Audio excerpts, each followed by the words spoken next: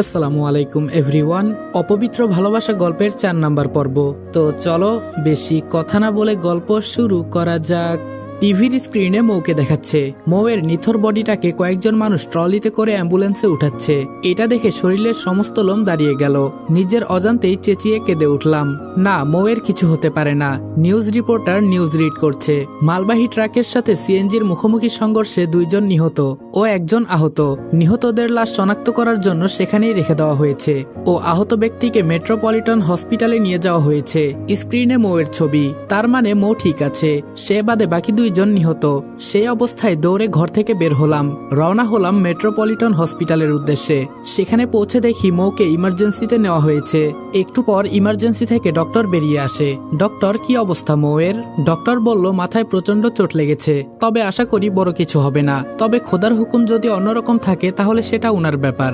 ডক্টরের কথা শুনে বুঝতে বাকি রইল না যে তিনি আমাকে সান্ত্বনা দিচ্ছেন। সারাদিন মৌয়ের সাথে দেখা করতে দিল না ডক্টররা। রাতের বেলায় মৌয়ের মা খবর পেয়ে হসপিটালে ছুটে আসে। আমি তিনাকে হসপিটালে রেখে বাসায় চলে আসি, কারণ অধরা বাসায় একা। তার কন্ডিশনও এখন ভালো না, কখন কি হয়ে যায় বলা যায় না। রাত বাজে 10টা। বাসায় এসে দেখি অধরা শুয়ে শুয়ে ফোনে কথা বলছে। এই, তুমি কার সাথে কথা বলছো? অধরা বলল, কেন, তা দিয়ে তোর কাজ কি? আমি বললাম, অধরা, মাথায় রক্ত গরম হয়ে আছে, কখন থাপড়ে গালের সব কয়টা দাঁত ফেলে দেই তা নিজেও বলতে পারবি না। সো যা জিজ্ঞেস করেছি তার উত্তর দে। অধরা বলল, তিশানের সাথে। তিশানের কথা শুনেই রাগ উঠে গেল।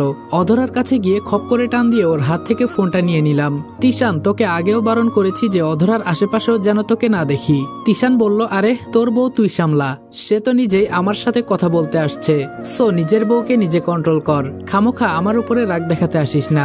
আমি বললাম, আজকের পর অধরা তোর সাথে যোগাযোগ করতে চাইলেও তুই ওর সাথে যোগাযোগ করবি না। তিশান বলল, সেটা তোর বউকে ভালো করে বল, ফ্রিতে মজা সবাই নেয়। তোর বউ ফোন দিয়ে রামলীলা করতে চাইলে আমি তো বারণ করব না। আমি বললাম, কুত্তার বাচ্চা, মুখ সামলে কথা বল। তিশান বলল, আকাশ, অধরার মতো মেয়ের জন্য তুই আমার সাথে বাড়াবাড়ি করছিস? আমি বললাম, এই রাখ তোর নোংরা আলাপ, তোর মতন জানোয়ারকে জুতা মারা উচিত। তিশান বলল, বাহ আকাশ বাহ, নিজের বউ নষ্টামি করতে পারলে মানুষ সেটা মজা নিতে পারবে না। তিশানের কথা শুনে এবার পুরোপুরি মাথা বিগড়ে গেল। এক আছাড় দিয়ে ফোনটা টুকরো টুকরো করে ফেললাম। অধরা, ভালোই ভালোই বলছি শুধরে যাও, না হয় কবর খুঁড়ে সোজা সেখানে দাফন করে দিব।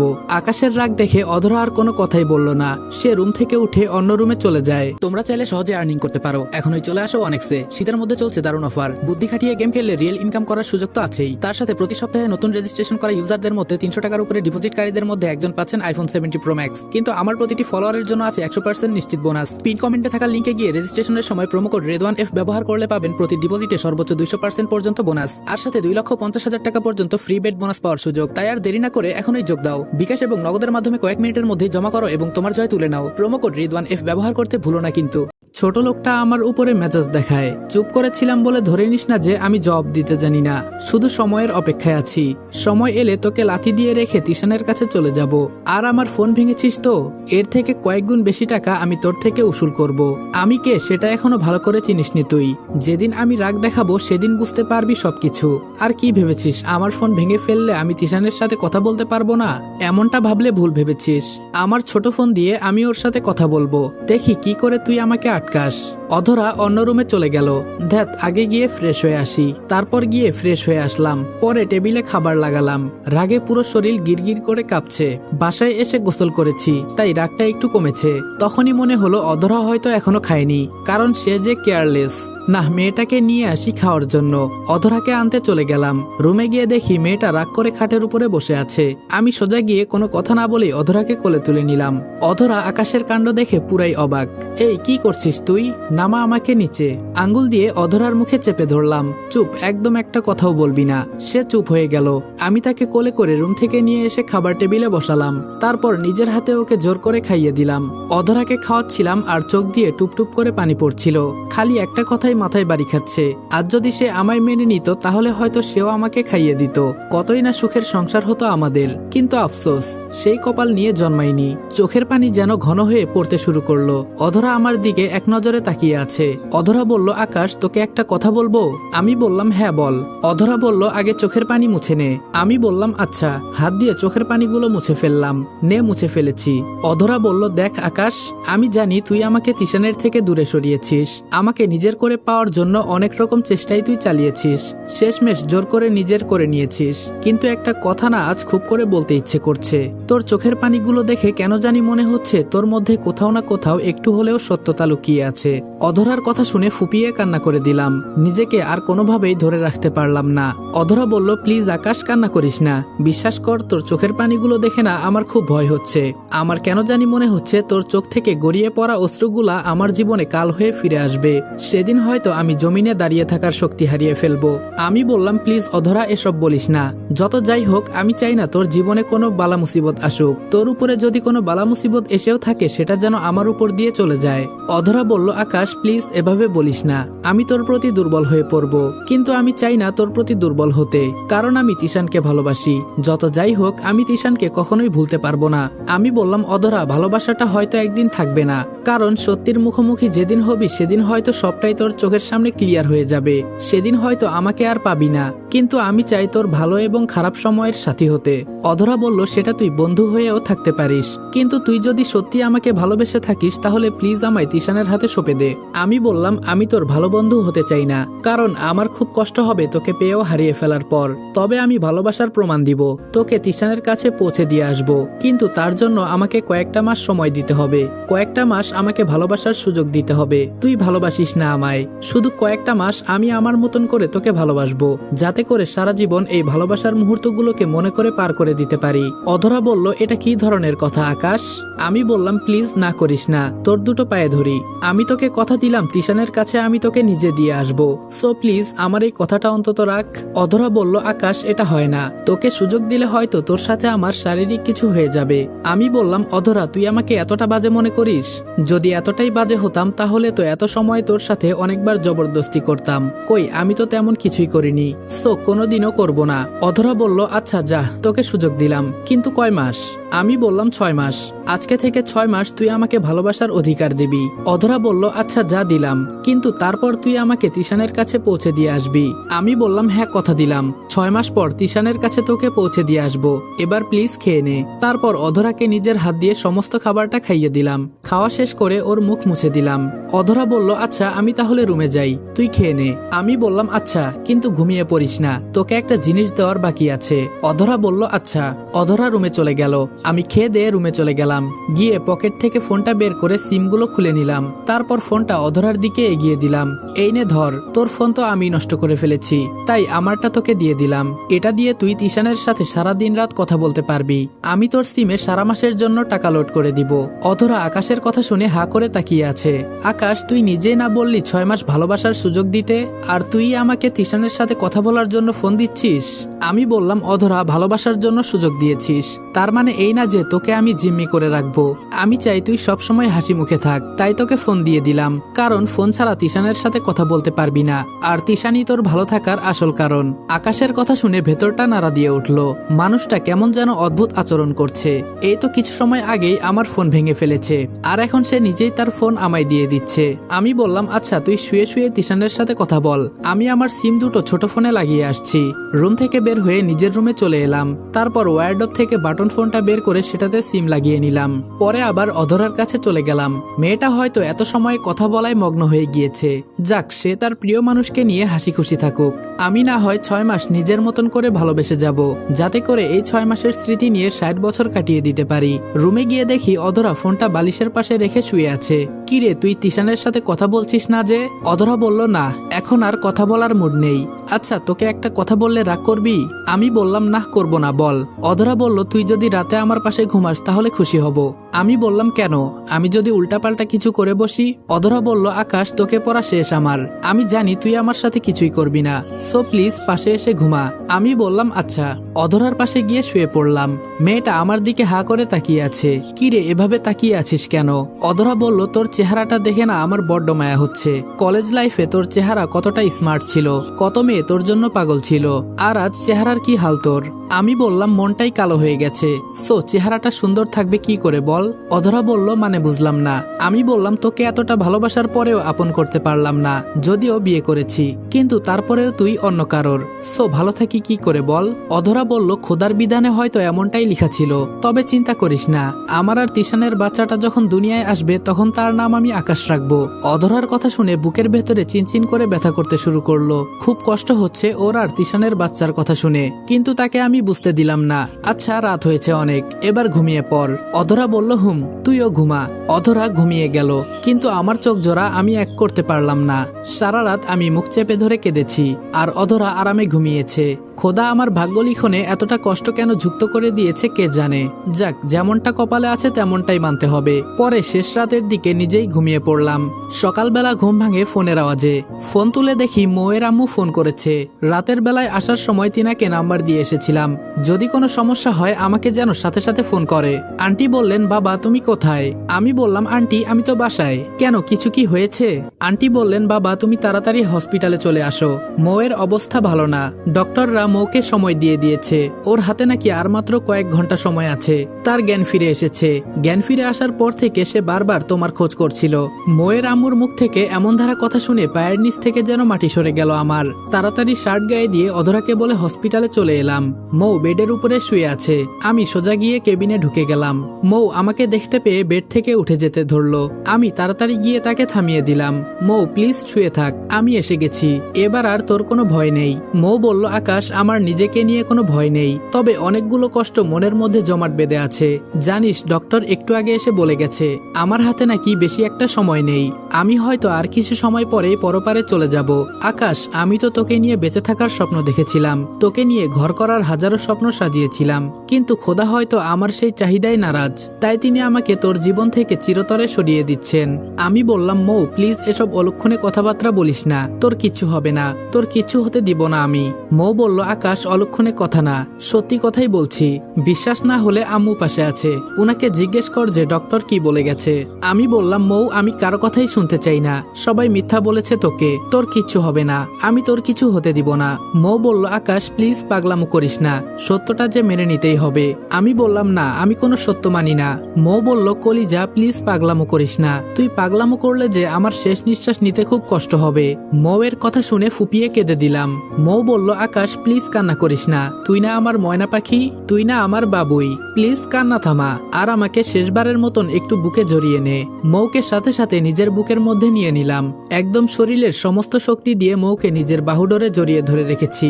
মৌ আলতো করে আমার বুকের মধ্যে একটা চুমু বসিয়ে দিল। মৌ প্লিজ তুই আমাকে ছেড়ে কোথাও যাস না। তখনই একটা গরম নিঃশ্বাস বুকে এসে পড়লো, আর মৌ আমাকে সজোরে খামচে ধরলো। এরপর মৌ আর নাড়াচাড়া করছে না। আমার বুঝতে বাকি রইল না যে কি হয়েছে। মিনিটের মধ্যেই যেন আমার সমস্ত দুনিয়া এলোমেলো হয়ে গেল। মৌকে জড়িয়ে ধরা অবস্থাতেই বিকট আওয়াজে সজোরে একটা চিৎকার মারলাম। আমার চিৎকার শুনে ওয়ার্ডে সমস্ত ডক্টর মৌয়ের কেবিনে দৌড়ে আসে। আমি বললাম ডক্টর দেখেন না আমার মৌয়ের কি হয়েছে। ডক্টর বলল প্লিজ আপনি একটু শান্ত হন, আমরা দেখছি উনার কি হয়েছে, আপনি রোগীর কাছ থেকে সরে আসুন। আমি বললাম না আমি মৌয়ের কাছ থেকে সরবো না, মৌ আমার বুকেই থাকবে।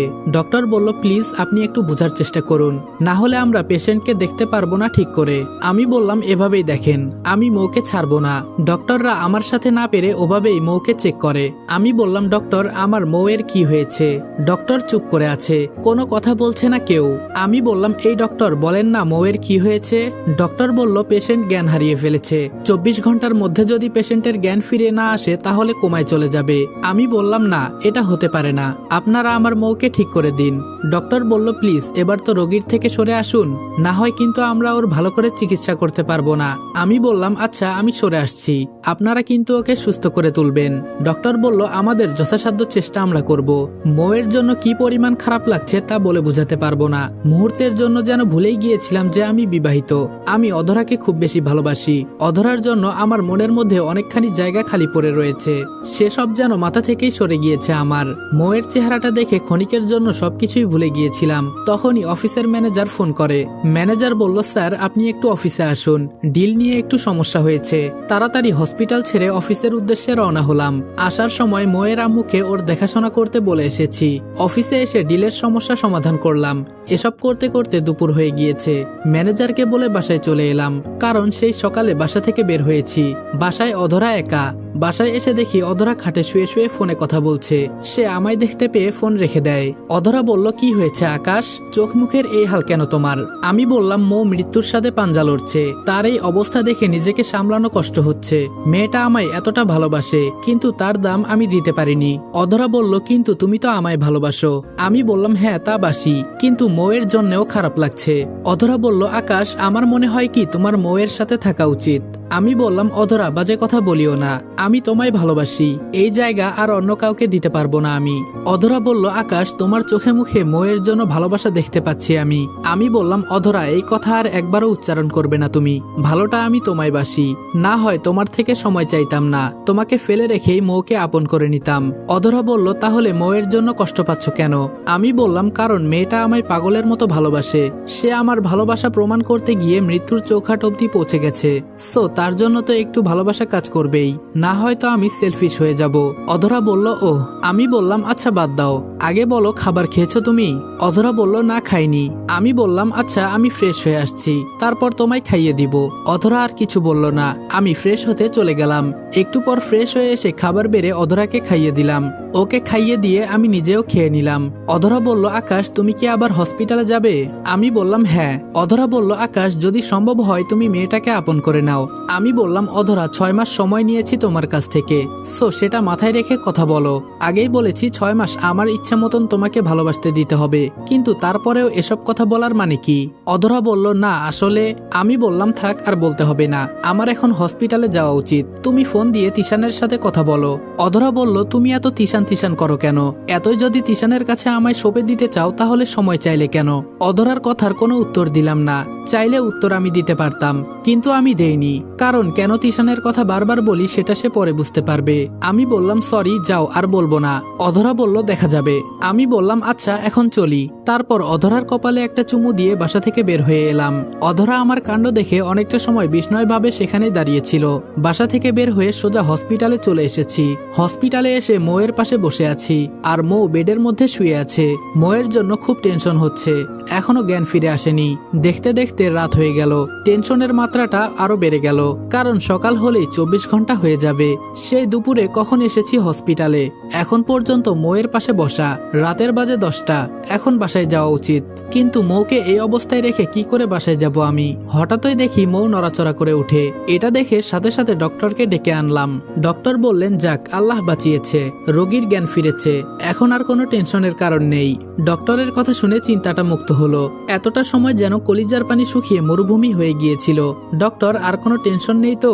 ডক্টর বলল, না আর কোনো টেনশন নেই, তবে রোগীকে কোনো প্রকার টেনশন আপনারা দিতে পারবেন না, তার সাথে সব সময় ভালো ব্যবহার করবেন। আমি বললাম, আচ্ছা ডক্টর। মৌ মিটমিট করে চোখ খুলল। মৌ বলল, আকাশ তুই এখানে কেন? আমি বললাম, তুই একদম চুপ, কতটা টেনশনে রেখেছিস আমায় তোর কোনো ধারণা আছে? মৌ বলল, মরে গেলেই একদম টেনশন ফুরিয়ে যেত, কেন বেঁচে গেলাম আমি? আমি বললাম, মৌ আরেকবার যদি তোর মুখ থেকে খারাপ কোনো কথা শুনি তাহলে কিন্তু খারাপ কিছু ঘটিয়ে ফেলবো আমি। আমার কথা শুনে মৌ চুপ হয়ে যায়। আমি বললাম, এখন কেমন লাগছে তোর? মৌ বলল, ভালো লাগছে, আর তুই এখন বাসায় চলে যা। অধরা বাসায় একা, সে তোর জন্য বাসায় অপেক্ষা করছে। আমি বললাম, হ্যাঁ যাব, কিন্তু তার আগে একটা কথা শোন। অধরার সাথে হয়তো সংসার আমি আর 6 মাস করব, সে তারপর তিশানের কাছে চলে যাবে, তারপর তোকে নিয়ে ভাববো আমি। এই কয়টা দিন নিজেকে একটু সামলে রাখিস, তবে হয়তো অধরার মতন তোকে ভালোবাসতে পারবো না, কিন্তু তোকে নিয়ে ভাববো আমি। মৌ বলল, আচ্ছা যা, এবার বাড়িতে যা। আমি বললাম, তাড়িয়ে দিচ্ছিস মনে হয়? মৌ বলল, তাড়িয়ে দিচ্ছি না, কিন্তু তোর এখন যেটা করণীয় সেটা করতে বলছি।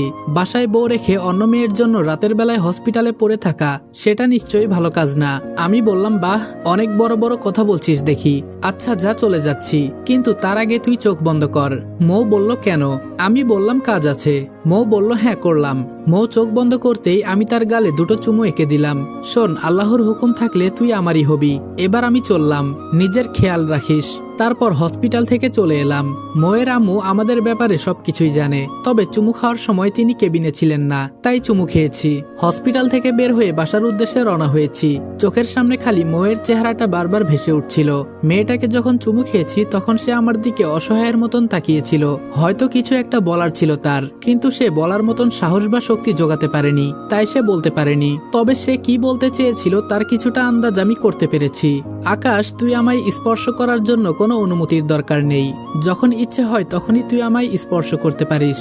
এই শরীর তোর, মনটাও তোর নামে সঁপে দিয়েছি। কোনো ভনিতা ছাড়াই আমায় তুই নিজের কাছে নিতে পারিস। তোর লজ্জার পরিসীমা কমানোর জন্য আমার চোখ বন্ধ করার কোনো প্রয়োজন নেই। আমার সবটাই তোর। তোর জন্য শরীরটাকে গুছিয়ে রেখেছি আমি। শুধু তুই আমাকে নিজের করে নে, ভালোবাসায় রাঙিয়ে দে আমায়। হয়তো সে এমন কিছুই বলতে চেয়েছিল, কিন্তু সে বলার মতন সাহস জোগাতে পারেনি, কারণ সে ভালো করেই জানে যে আমি অন্য এক ভালোবাসার সম্পর্কে আবদ্ধ হয়ে আছি। তবে যাক, ভালোই হয়েছে, কারণ আমি এক কঠোর সিদ্ধান্ত নিয়ে ফেলেছি।